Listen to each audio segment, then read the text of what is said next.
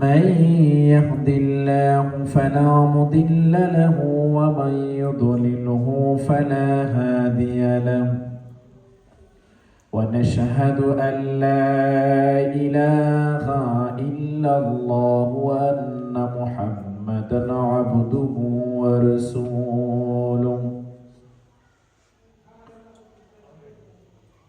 أرسله بالحق بشيرا ونذيرا وداعيا إلى الله بإذنه وسراجا منيرا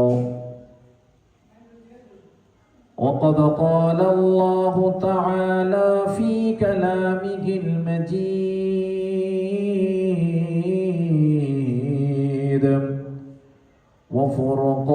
وفرقانه الحميد أعوذ بالله من الشيطان الرجيم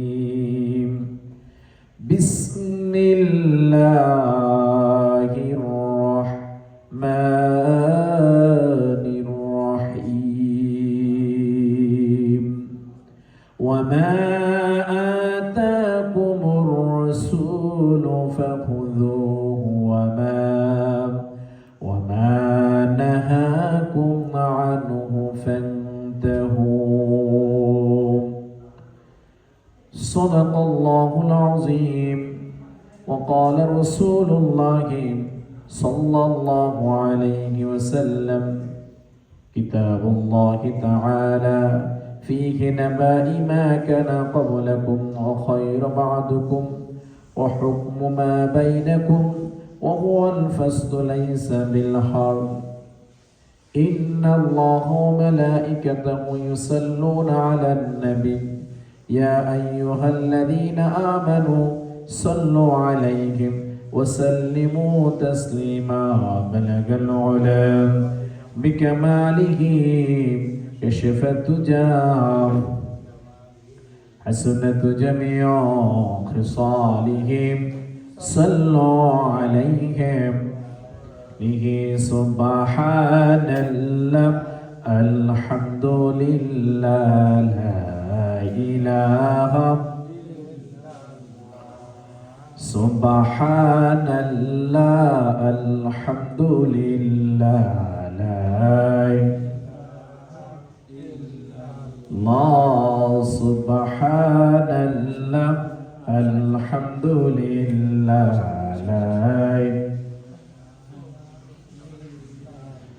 لا إله إلا الله محمد رسول الله لا إله إلا الله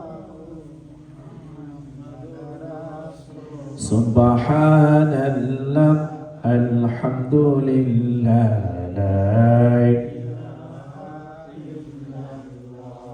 سبحان الله الحمد لله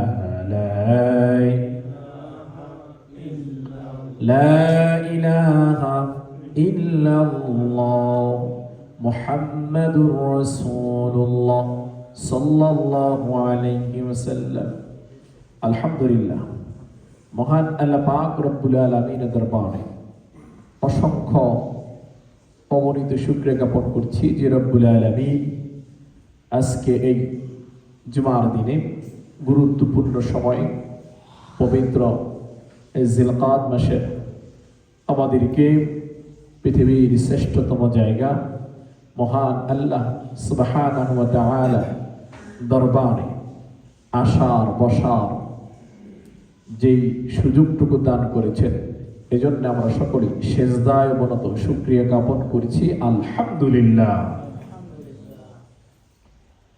দুরূদ সালাম পেশ করছি মানবতার মুক্তির দিশারি নবীদের নবী সরদার দু আলম আখিরি জামান নবী বিশ্ব নবী নবী মুহাম্মদুর রাসূলুল্লাহ সাল্লাল্লাহু আলাইহি ওয়াসাল্লাম শহীদদের সর্বোচ্চ আত্মার মাগফিরাত কামনা করছি, যারা দ্বীনের জন্য ইসলামের জন্য বিশেষ করে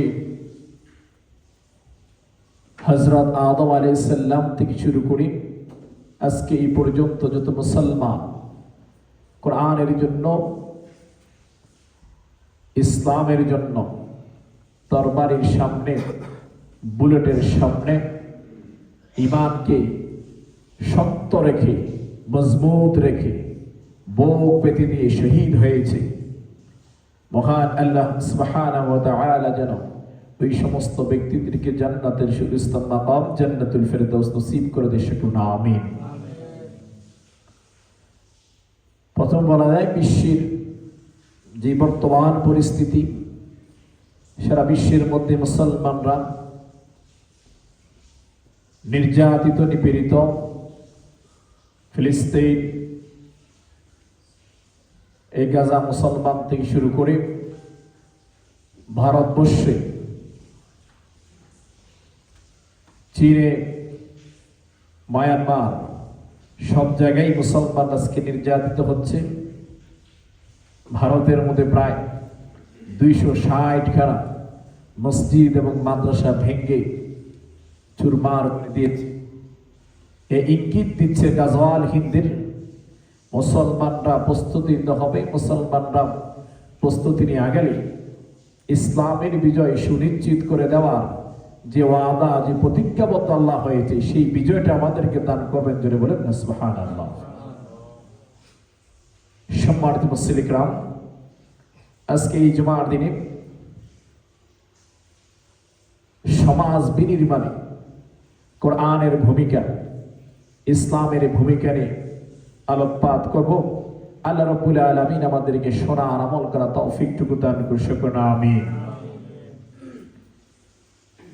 রাষ্ট্রের প্রতি যে নীতিগত দায়িত্ব, রাষ্ট্র এমন একটা যেখানে মানুষগুলা বসবাস করে, যে ইনসাফপূর্ণ রাষ্ট্রের কথা বলা হয়, সে পরিপূর্ণতার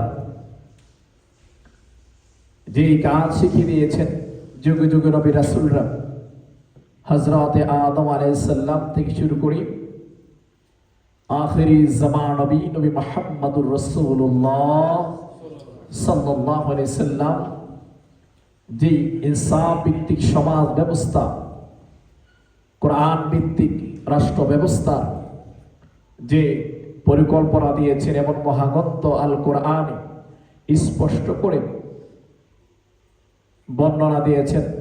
সেই ইনসাফপূর্ণ রাষ্ট্র যদি মুসলমানরা ইনসাফপূর্ণ রাষ্ট্র, ইসলামিক রাষ্ট্র কায়েম করার, প্রতিষ্ঠা করার চেষ্টাও না করে শুধু নামাজ রোজার মধ্যেই থেকে যায়, তাহলে ওই ব্যক্তিকে আল্লাহর দরবারে জবাবদিহি করতে হবে, জোরে বলেন নাউজুবিল্লাহ। একজন মুসলমানের প্রত্যেকটা হকের তার জবাব দিতে হবে আল্লাহর কাছে। যুগে যুগে নবী রাসূলরা সত্য কথা বলতে গিয়ে, হক প্রতিষ্ঠা করতে গিয়ে বাতিলদের সাথে যুদ্ধ লিপ্ত হয়েছে, বাতিলরা পরাজিত হয়েছে। আজকে দেখা যায় সেই প্রথম মানব, প্রথম নবী হযরত আদম আলাইহিস সালামের নাম যখন নেওয়া হয়, সম্মান শ্রদ্ধা ভরে। শুধু তাই নয়, আরো যত নবী ছিলেন সব নবীদের নাম যখন শ্রদ্ধা ভরে নেওয়া হয়, সেখানে অনেক ক্ষমতাধর ব্যক্তি যারা এই ইসলাম রাষ্ট্র চাই নাই, প্রতিষ্ঠা করতে দেয় নাই, ফেরাউন, নমরুদ, আবু জাহেল, উতবা, শাইবা, হামান, ওই লোকগুলা পৃথিবীর মধ্যে চিরতরে নিন্দনীয় হয়ে, চিরতরে ধূলিসাৎ হয়ে গেছে। আল্লাহর কোরআন, ইসলাম এই পৃথিবীতে আগেও ছিল, এখনো আছে, কিয়ামত পর্যন্ত থাকবে, এটাই আল্লাহর ওয়াদা, জোরে বলেন না সুবহানাল্লাহ। আল্লাহর কোরআন, কোরআনে যে কথাগুলো বলা হয়েছে, ইসলামিক রাষ্ট্র অনেক মুসলমানরাই চায় না। এখানে বলা হয় কোরআন দিয়ে নামাজ আদায় করা হয়। আপনি যদি কোরআন ব্যতীত নামাজ আদায় করতে চান, একজন ব্যক্তি কিছুই জানে না, তারপরও ওই ব্যক্তি এসে বাধা দিবে, যারা কোরআন ছাড়া নামাজ হয় না। আপনি যদি নামাজের মধ্যে ভুল করেন, পিছন থেকে আরেকজন দেখলো আপনাকে শুধরাই দিবে যে এটা ভুল হইতেছে, আপনি নামাজটা আদায় করেন। কিন্তু আফসোস, যে কোরআনের মধ্যে সত্য প্রতিষ্ঠার কথা বলা হয়েছে, যে কোরআনের মধ্যে ইসলাম দিয়ে রাষ্ট্র পরিচালনা করার জন্য, সমাজ পরিচালনা করার জন্য, নিজের ঘর পরিচালনা করার জন্য কথা বলা হয়েছে, ওই সময় গিয়ে আর কোরআনকে সঠিকভাবে মানা হয়। তাহলে চিন্তা করেন, আমাদের অবস্থান হচ্ছে শুধুমাত্র মসজিদে গিয়ে, বাসার মধ্যে যখনই আমরা নামাজ পড়ব তখন কোরআন দেখব, কোরআনের নিয়মে পড়ব, রাসূলের নিয়মে পড়ব, কিন্তু নামাজ পড়া শেষ, আর কোন কাজ কোরআন এবং হাদিসের নিয়ম দিয়ে চলবে। এটা হচ্ছে তুমুকি সাপ, এদের বলা হয় যে মুনাফিক। আল্লাহর এই জমিনে আল্লাহর দ্বীন যারা বাস্তবায়ন করার জন্য বাধা দিয়ে থাকে, তারাই তো সেই ফেরাউনের বংশধর, তারাই তো নমরুদের বংশধর, তারাই তো আবু জাহিলের বংশধর। কেন নবী মুহাম্মদ রাসূলুল্লাহ সাল্লাল্লাহু আলাইহি সাল্লামের পর দীর্ঘ 23 বছর যাবত যখন কোরআন নাজিল হয়েছে, আর যখন বলা হয়েছে মক্কার এই রাষ্ট্র কোরআন দিয়ে পরিচালনা হবে, তখন দারুন নাদওয়ার মধ্যে এই কোরআনকে নিয়ে যখন বাধা দেওয়া হলো, বলা হচ্ছে তুমি এই কোরআনকে বন্ধ করে দাও, এই কোরআন নিয়ে তুমি এই দারুন নাদওয়া সংসদের মধ্যে ঢুকতে পারবে না, এখানে কোরআন চলবে না, এখানে মানুষের আইন চলবে, কোরআন দিয়ে এখানে চলবে না। কারণ তারাও জানে কোরআন দিয়ে রাষ্ট্র পরিচালনা হলে ওই সমস্ত রাষ্ট্রে চোরা কারবারি বন্ধ হয়ে যাবে, ঘুষ বন্ধ হয়ে যাবে, দুর্নীতি বন্ধ হয়ে যাবে, মদ বন্ধ হয়ে যাবে, জুয়া বন্ধ হয়ে যাবে, হারাম মেলামেশা বন্ধ হয়ে যাবে, নামাজ চালু থাকবে, নামাজ চালু করবে। এই জন্যই তারা সেখানের মধ্যে কোরআনের আইন বাস্তবায়ন করতে চায়। আজকে দেখেন, কোরআনের আইন না থাকার কারণেও মুসলমানদের ঘরে নামাজের অভাব, নামাজ নাই। কোরআনের শাসক না থাকার কারণে সমাজের মধ্যে যাকাতের প্রবণতা কমে গিয়ে সুদের প্রবণতা বৃদ্ধি হয়ে গেছে। কোরআনের আইন না থাকার কারণে বিশ্বে অস্থিতিশীল একের পর এক নেককার যখন হামলা চালাচ্ছে, কোরআনের শাসন না থাকার কারণে মানুষগুলো পর্দা থেকে বের হয়ে যাচ্ছে। কোরআনের শাসক না থাকার কারণে মানুষগুলো আজকে সঠিকভাবে পূর্ণভাবে নামাজের দিকে, রোজার দিকে, হজের দিকে এক মুঠো ভাবেই কোন আগচ্ছে না।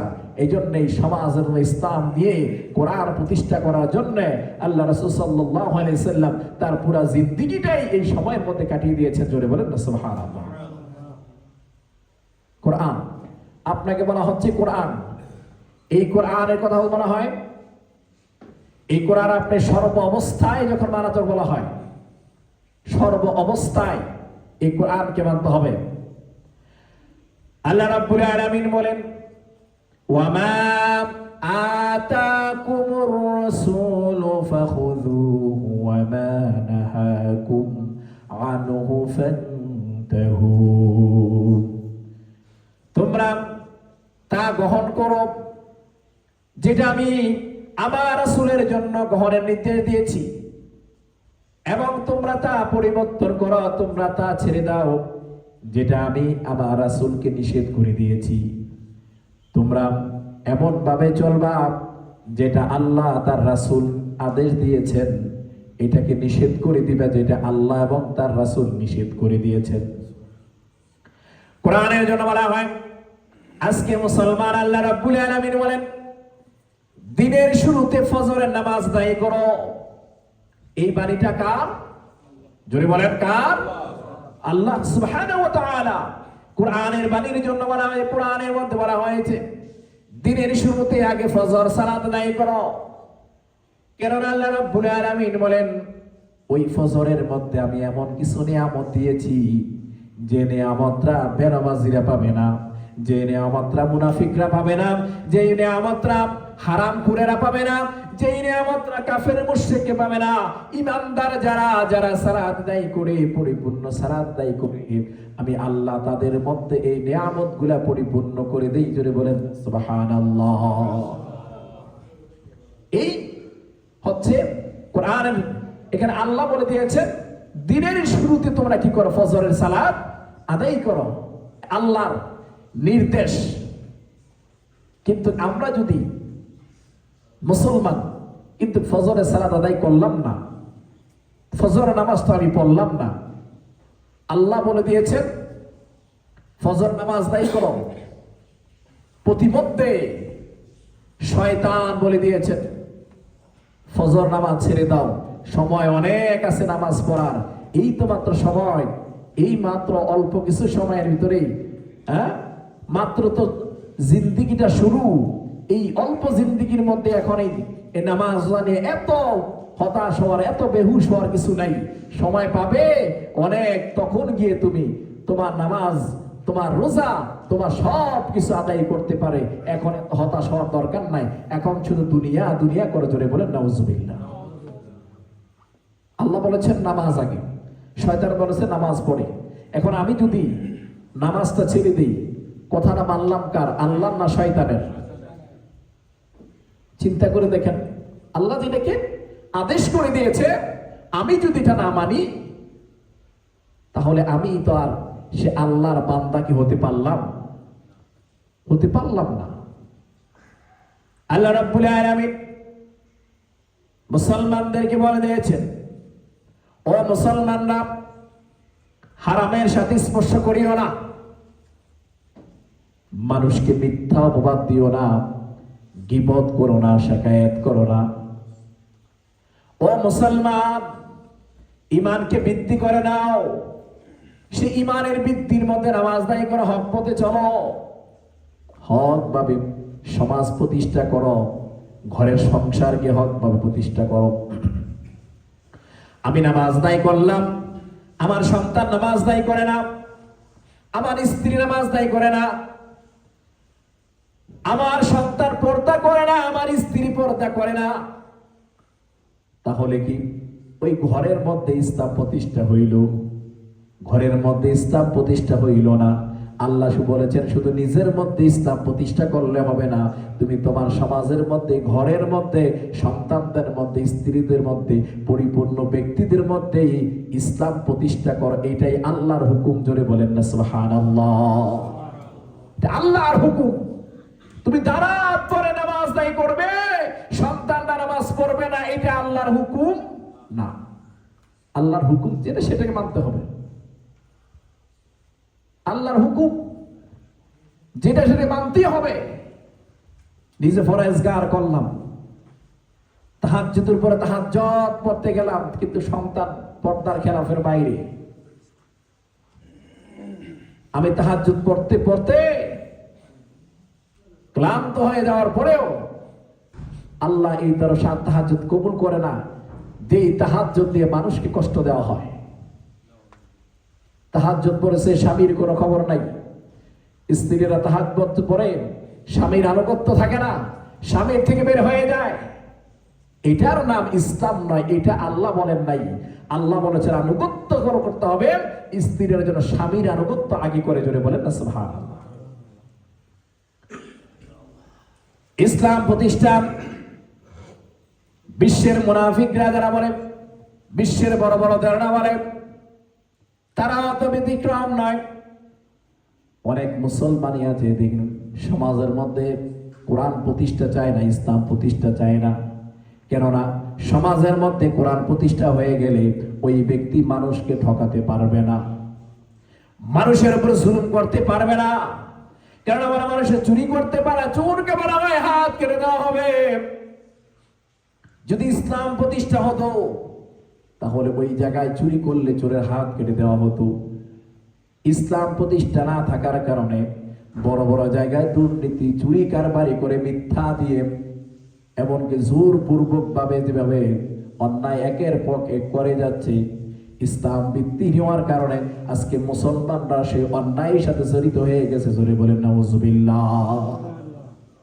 আমার ঘরের মধ্যে ইসলাম নাই, আমার ঘরের মধ্যে ইসলাম নাই, আমি ইসলামের কথা কি বলবো?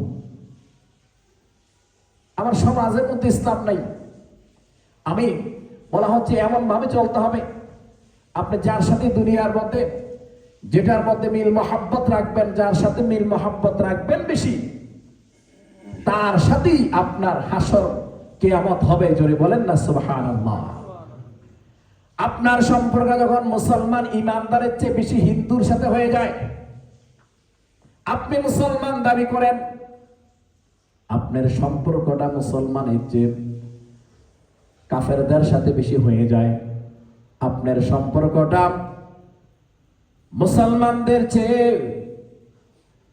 খ্রিস্টানদের সাথে যখন বেশি হয়ে যায়, তখন বলা হয় আপনার সম্পর্কটা ওই ব্যক্তিদের সাথে যখন আপনাকে হাসরে ডাকা হবে, ওই ব্যক্তিরা যেদিকে যাবে আপনি নিজেও তাদের সাথে সেদিকেই যাবেন। জোরে বলেন নাউজুবিল্লাহ। আমি মানুষকে ঘৃণা করব আল্লাহকে রাজি খুশি করার জন্য, আমি মানুষকে ভালোবাসবো আল্লাহকে রাজি খুশি করার জন্য। আল্লাহ যেটা বলে দিয়েছেন, রাসূল যেটা বলে দিয়েছেন, এর বাইরে এক বিন্দু এদিক সেদিক যাওয়ার ক্ষমতা আল্লাহর বান্দাদের নাই। যদি আপনি আল্লাহর বান্দা মনে করেন নিজেকে যে আমি আল্লাহর বান্দা, আমাকে কবরে যেতে হবে, আমাকে মৃত্যুবরণ করতে হবে, আপনি যদি এটা চিন্তা করেন তাহলে এটাই সঠিক। আর যদি এখান থেকে বের হয়ে যান তাহলে আপনার এই সামাজিকতাহীন, এই কোরআনে আপনার চিন্তা, এই চিন্তা শুধু মুখে মুখে, অন্তরে না, সমাজ প্রতিষ্ঠার মধ্যে কোরআন দিবেন না, তাহলে এই সমাজে কখনো শান্তি, ওই ঘরের মধ্যে কখনো শান্তি, ওই রাষ্ট্রে কখনো শান্তি আসবে না। কোরআন ছাড়া এই বিশ্বের মধ্যে শান্তি প্রতিষ্ঠা হওয়া সম্ভব না। এই মুসলমান আমাকে মানতে হবে, আল্লাহ যেটাকে আদেশ করেছেন সেটাকে মানবো, যেটাকে নিষেধ করেছেন সেটাকে আমি বাদ দিয়ে দিব। এটাই হচ্ছে সঠিক চিন্তা, এটাই হচ্ছে সঠিক কাজ, এটাই হচ্ছে মুমিন। এই জন্য বলা হয় কদ আফলাহাল মুমিনুন।